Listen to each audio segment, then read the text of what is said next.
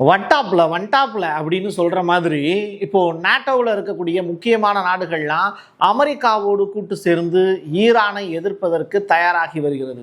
இதைத்தான் எதிர்பார்த்த அப்படின்னு சொல்ற மாதிரி தான் ட்ரம்ப் சில சம்பவங்களை செஞ்சிருக்காரு. ஆக மொத்தத்துல ட்ரம்ப் நினைக்கிறது நடந்துகிட்டு இருக்கு. அடுத்து ஈரானோட போர் அப்படிங்கிற ஒரு வார்த்தையை அவர் உச்சரிச்சாருன்னா இங்கிலாந்து, ஜெர்மனி, கனடா இந்த நாடுகள்லாம் சேர்ந்து பார்ட்டிசிபேட் பண்றதுக்கான வாய்ப்பு இருக்கு அப்படின்னு சொல்றாங்க.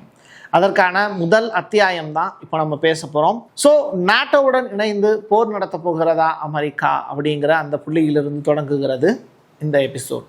வாங்க பார்க்கலாம் உறவுகளே. இது பிரசாத் சிக்னேச்சர். உங்களுடைய தொழில் சம்பந்தமான விளம்பரங்களை நமது சேனலில் ஒளிபரப்ப உங்களுக்கான அருமையான வாய்ப்பு. Prasad signature media broadcasting private limited. நீங்க நியூஸ் ரீடரா மாறணுமா, கண்டென்ட் கிரியேட்டரா உருவாகணுமா, சேட்டலைட் சேனல்ல ரிப்போர்ட்டரா வேலை பார்க்கணுமா, டாக்குமெண்ட்ரி மேக்கிங்ல இருந்து ஜேர்னலிசம் பற்றிய முழுமையான பயிற்சி பெற உங்களுக்கான அருமையான வாய்ப்பு. எங்களை தேடி வாங்க. ஆன்லைன் மற்றும் நேரடி பயிற்சி வகுப்புகளும் சர்டிபிகேட் கோர்ஸாவே கத்துத்தரும். மீடியா துறையில் 10 ஆண்டுகளுக்கு மேல அனுபவம் உள்ளவர்கள் பயிற்சி கொடுப்பார்கள். வாய்ஸ் ஓவர் தொடங்கி வாய்ஸ்லெஸ் பீப்புளுக்காக உங்களை சிறந்த ஜேர்னலிஸ்டா உருவாக்க வேண்டியது எங்களோட பொறுப்பு.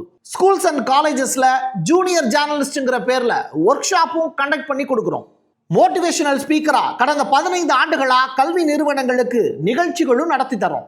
தொடர்புக்கு 9944790333 94493594 prasadsignature@gmail.com. ஈரானை யாருங்க ஆட்சி பண்றா? முஸ்தபா கமனியா அப்படிங்கிற கேள்வி உங்களுக்குள்ள இருக்கும்.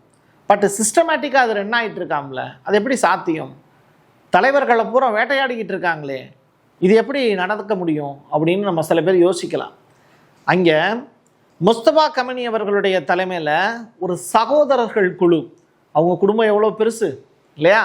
அப்போது ஆட்சியிலையும் பங்கு, அதிகாரத்திலையும் பங்கு அப்படின்னு இங்கே நம்ம ஆளுங்க கேட்குற மாதிரி அங்கே தொடர்ச்சியாக பல தலைமுறையாக ஃபாலோ பண்ணிக்கிட்டு இருக்கக்கூடிய அந்த நபர்கள் எல்லாமே ஒவ்வொரு பொசிஷனில் உட்காந்துருக்காங்க.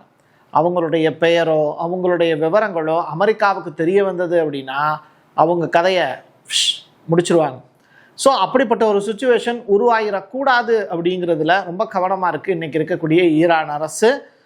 ஸோ ஐஆர்ஜிஸில் இருக்கக்கூடிய மிக முக்கியமான நபர்கள் எல்லாருமே முஸ்தபா கமனி அவர்களுடைய குடும்பத்தை சேர்ந்தவர்கள் அப்படின்னு இப்போ அமெரிக்கா ஒரு முக்கியமான செய்தியை வெளியிட்டிருக்காங்க. டென்னசி அப்படின்னு சொல்லிட்டு ஒரு பல்கலைக்கழகம், அந்த பல்கலைக்கழகத்தினுடைய அறிவியல் பேராசிரியர், இந்த காவல்படை நிபுணருமான சயீத் கோல்கர் நியூயார்க் டைம்ஸ்ட இந்த ரிப்போர்ட்டை ஃபைல் பண்ணியிருக்காரு. எது சொன்னாலும் நம்ம ஆதாரத்தோடு சொல்லணும் இல்லையா? அதுதான் பிரசாத் சிக்னேச்சரோட வழக்கம். அந்த வகையில் இவர் சொல்லியிருக்கக்கூடிய விஷயத்தை தான் இப்போ நான் உங்களுக்கு ரிவீல் பண்ணுறேன். ஸோ முஸ்தபா கமனி தனது தந்தையின் அலுவலகத்தில் ரொம்ப காலம் பணியாற்றியிருப்பாங்க ரைட்டா? இப்போது உங்களுக்கு புரிகிற மாதிரி சொல்லணும்னா, நம்ம ஊர் மார்வாடிகள்லாம் எடுத்திங்கன்னா அவங்க நம்ம சென்னைக்கோ தமிழ்நாட்டினுடைய பிற பகுதிகளுக்கோ போய் வேலைக்கு போவாங்க. அவங்க குழந்தைங்க படிப்பாங்க. ஆனால் படிப்பை விட தன் தொழில் சார்ந்த விஷயங்களில் ரொம்ப பெரிய அளவில் கவனத்தை கொடுப்பாங்க. அந்த தலைமுறைக்கு தொழிலை கற்றுக் கொடுப்பாங்க. அது ரொம்ப ரொம்ப முக்கியமானது, அடுத்த தலைமுறைக்கு அந்த தொழிலை கடத்துவது அப்படின்னு. ஸோ அந்த விஷயத்தை ஈரானில் இருக்கக்கூடிய முஸ்தபா கமனி அவர்களுக்கும் அரசியல் சார்ந்த விஷயங்களையும் கொள்கை பிடிப்போடு வாழ்வது எப்படி அப்படிங்கிறது தொடர்பான விவரங்களையும் கமனி அவர்களுடைய குடும்பத்துக்கே மொத்தமாக சொல்லி கொடுத்துட்டு போயிருக்காரு அயத்துல்லா கமனி அவர்கள். அதுதான் இதுலேருந்து நம்ம புரிஞ்சுக்க வேண்டிய விஷயம். பெலாரஸினுடைய அறியப்பட்ட ஒரு நபர், இந்த நாட்டினுடைய அதிபர் அலெக்சாண்டர் அவர்கள் ஒரு முக்கியமான ஸ்டேட்மெண்ட் ஒன்று சொல்லியிருக்கார். ஈரானையே உங்களால் சமாளிக்க முடியல. யாரை பார்த்து சொல்றாரு? ட்ரம்ப்பை பார்த்து சொல்றாரு. அப்போ சீனாவை எதிர்த்து உங்களால் கண்டிப்பாக நிற்க முடியாது. ஏன்னா ஈரானை எதிர்க்க முடியலையே உங்களால. அத்தகையதொரு வல்லமையை எதிர்கொள்ளும் திறன் உங்களுக்கு ஒருபோதும் கிடையாது மிஸ்டர் ட்ரம்ப் அப்படிங்கிறது தான் அலெக்சாண்டருடைய வார்த்தைகள். இந்த பெலாரஸினுடைய அதிபர் அலெக்சாண்டர் யாருக்கு ஆதரவாக செயல்படுவாருங்கிறது உங்களுக்கே தெரியும். ரஷ்யாவினுடைய அதிபர் புட்டினுடைய நெருங்கிய நண்பர் அவர். நம்மாலும் வெளிநாடுக்கு போனாலும் நமக்கு தான் ஆபத்து. யார் சொல்றேன்னு உங்களுக்கே தெரியும். இந்திய நாட்டினுடைய மிக உயர்ந்த பதவியில் இருக்கக்கூடிய தாடிக்கார வேந்தர். அதே மாதிரி அந்த நாட்டில் இருக்கக்கூடிய, அதுவும் முக்கியமாக எங்க அமெரிக்காவில் இருந்து ஒருத்தர் இந்தியாவுக்கு வர்றாருன்னா, ஐயோ இது கழுத கால் வச்ச இடங்க விளங்காதே அப்படின்னு சொல்கிற அளவுக்கு தான் சில சம்பவங்களை செஞ்சு விட்டு போயிடுவாங்க. அந்த வகையில் மார்க் ரூபியோ அவர்கள் இப்போ இந்திய பயணம் அப்படிங்கிற ஒரு விஷயம், இந்தியாவுடன் இணைந்து பணியாற்ற வேண்டிய பணிகள் நிறைய இருக்குது அப்படிங்கிற ஸ்டேட்மெண்ட்டை சொல்லியிருக்காரு. சிறந்த நட்பு நாடாகவும் எங்களுடைய கூட்டாளியாகவும் இருக்கக்கூடிய ஒரு நாடு தான் இந்தியா அப்படின்னு பேசியிருக்காரு. நீ ஆரம்பிக்கிறதுலாம் நல்லாத்தான் ஆரம்பிப்ப, ஆனால் இங்கே என்னென்ன பண்ண காத்திருக்கியோ தெரியலையே அப்படின்னு தான் ரூபியோவை பார்த்து நம்ம சொல்ல வேண்டிய தேவை இருக்குது. இதெல்லாம் பார்த்துக்கிட்டு இருக்கக்கூடிய ஈரான் வேற வழி கிடையாது. ஒரு முக்கியமான ஒப்பந்தத்தில் கையெழுத்து போட வேண்டிய தேவை நமக்கு இருக்குது அப்படிங்கிறத பற்றியும் யோசிச்சுட்டு தான் இருப்பாங்க. அந்த வகையில் பாகிஸ்தானுடைய மத்தியஸ்த குழு இப்போது அமெரிக்கா மற்றும் ஈரானுடான ஒப்பந்தத்தின் இறுதி வரைவு பட்டியலை தயாரிச்சிருக்காங்க அப்படிங்கிற சொல்லியிருக்காங்க. அடுத்த சில மணி நேரங்களுக்குள் இது குறித்த அறிவிப்பு வெளியாகும் அப்படிங்கிற ஸ்டேட்மெண்ட்டும் வெளியாயிருக்கு. ஆசிப் முனிப் அவர்கள் டைரக்டாக பாகிஸ்தான்லேருந்து கிளம்பி ஈரானுக்கு போகிறாருங்கிற செய்தி சொல்லியிருந்தோம்ல, அதனுடைய நீட்சியாக தான் இந்த செய்தி வெளியாயிருக்கு. பார்ப்போம் அடுத்த ப்ரொபோசல் யாரு எங்கிருந்து வெளியிடுறாங்க. ரஷ்ய இராணுவத்தில் பிடிச்சோ பிடிக்காமலையோ வேலை பார்க்கக்கூடிய இந்தியர்களுடைய எண்ணிக்கை நிறைய பேர் இருக்காங்க. ஆனால் அதில் 49 இந்தியர்கள் இறந்து போயிருக்காங்க அப்படிங்கிறது தான் இப்போ வெளியாகி இருக்கக்கூடிய வேதனையான செய்தி. உக்ரைனுக்கு எதிரான போரில் ரஷ்ய இராணுவத்தில் இந்தியர்களும் பணியாற்றிக்கிட்டு இருக்காங்க.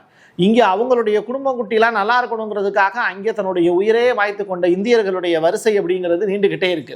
217 இந்தியர்களில் 49 பேர் பலியாயிருக்காங்க. அதில் 139 பேர் இராணுவ ஒப்பந்தங்கள்லேருந்து விடுவிக்கப்பட்டிருக்கக்கூடிய நிலையில் 6 பேர் இப்போ மாயமாகி இருக்கிறார்கள் அப்படிங்கிற தகவலும் வெளியாயிருக்கு. அவங்களை பற்றிய முழுமையான விவரங்களை இந்தியாவினுடைய வெளியுறவுத்துறை அமைச்சகம் வெளியிடலைங்கிறது வருத்தமான செய்தி. சீனாவுக்காக நான் இதையும் செய்ய போறேன் அப்படின்னு ட்ரம்ப் அவர்கள் புதியதொரு முயற்சியில் ஈடுபட்டிருக்கார். சீனா பயணம் அப்படிங்கிறது ட்ரம்ப்லுடைய மனம் சில ஏகப்பட்ட மாற்றங்களை ஏற்படுத்தியிருக்கு. ஒன்று தோல்வி பயம், இன்னொன்று சீனாவுக்கு எதிராக நம்மளால் எதுவும் செய்ய முடியாது, தைவானை விட்டு கொடுத்துடலாம் இல்லை தள்ளி விட்டுறலாம் அப்படிங்கிற முடிவுக்கு வந்திருப்பார். அதனால தான் சீனாவோட கம்பேர் பண்ணும்போது தைவான் ஒரு குட்டி தீவு அப்படிங்கிற ஸ்டேட்மெண்ட்டை சொல்லியிருக்காரு.